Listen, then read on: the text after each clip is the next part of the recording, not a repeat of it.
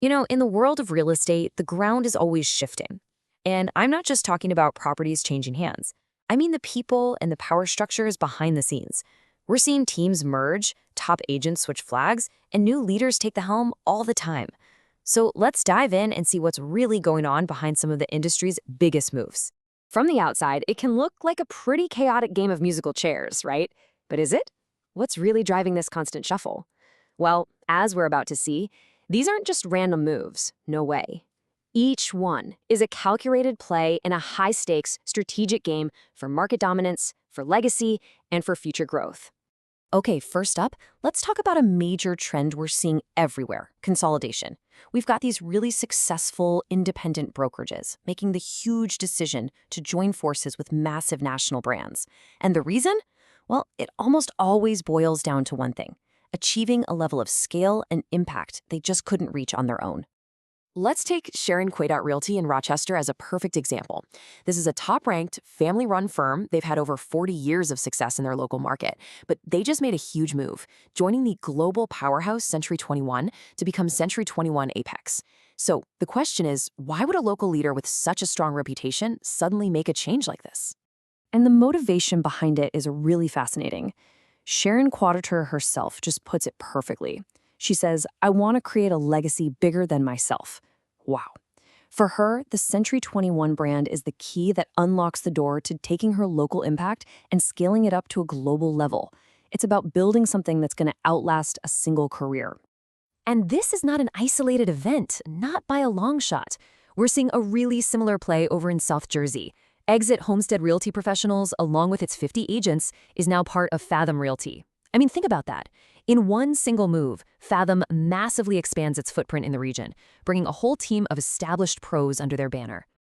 And again, you hear that same theme. The brokerage owner, Stephanie Verderose, she frames this as a really strategic, forward-looking decision. It's all about having a clear vision for the future. For these local leaders, merging is about securing a stronger future for their agents and ultimately providing better service for their clients through all those extra resources and that bigger reach. So, merging entire companies is one way to grow. It's a big move, but there's another, much more targeted approach. If you can't buy the whole company, why not just acquire its most valuable assets? And this is where we see the race for top producers. It's like a surgical strike to instantly grab a huge chunk of market share. For instance, just look at what the Compass team, the Hopper Group, did up in Seattle. They didn't just hire another agent, they went out and recruited Kyle Weber. This guy is a known specialist, described as having an encyclopedic knowledge of the city's luxury condo market. This isn't just adding headcount, it's acquiring deep, specific, game-changing expertise. So what does that kind of expertise translate to? How about $120 million? That's Kyle Weber's sales volume. Just like that, by bringing him on board, the Hopper Group instantly adds that massive production to their bottom line. Talk about a huge, immediate return on investment. And we see the exact same strategy down in South Florida, only this time it's a whole team. The Brokerage Reel brought on the Sandra Rath team. That's a 20-agent group that gives them an instant, powerful presence across 3 key counties: Miami-Dade, Broward, and Palm Beach. And what kind of impact does a team like that bring? Oh, just $135 million in sales last year alone. I mean, think about that for a second. With one strategic move, Real acquired a team that ranks 15th by sales volume in the entire state of Florida. That is a massive injection of business. But, it's not just about the raw numbers. The CEO of Real, Tamir Polig, he points out that it's also about the philosophy. He highlights the team's client-first business that scales with intention. And that shows you that the best acquisitions aren't just about revenue. They're also about finding that perfect cultural and strategic fit. Okay, so we've seen companies grow through big mergers and by snapping up top talent. But how do you guide all that growth? Well, the third major strategy is all about putting the right people at the very top, installing new leadership to navigate this evolving market and steer the whole company into the future. A prime example of this is Sotheby's International Realty Canada appointing Mustafa Abbasi as its new president. Now, he's not just some industry veteran with 25 years of experience, he's also the founder of the real estate marketplace Zolo. So this move signals a really deep focus on blending that traditional real estate leadership with cutting-edge digital innovation.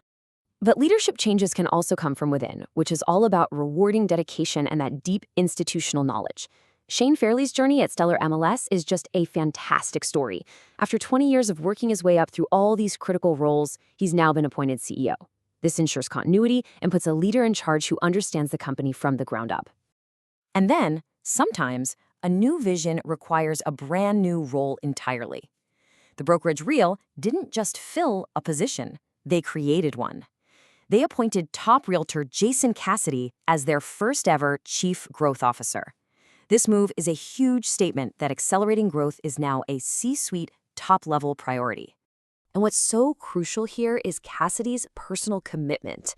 This guy is a top producer, and he's literally stepping away from his own sales to focus entirely on the company's growth. His goal, he says, is to make sure every agent has the tools for their own greatness. I mean, that is a profound shift from individual success to collective, company-wide achievement. All right, we've looked at mergers, star recruits, and new executives. So how do we connect all these dots? Let's zoom out for a second and see what all these moves tell us about the real strategy behind this whole industry shakeup.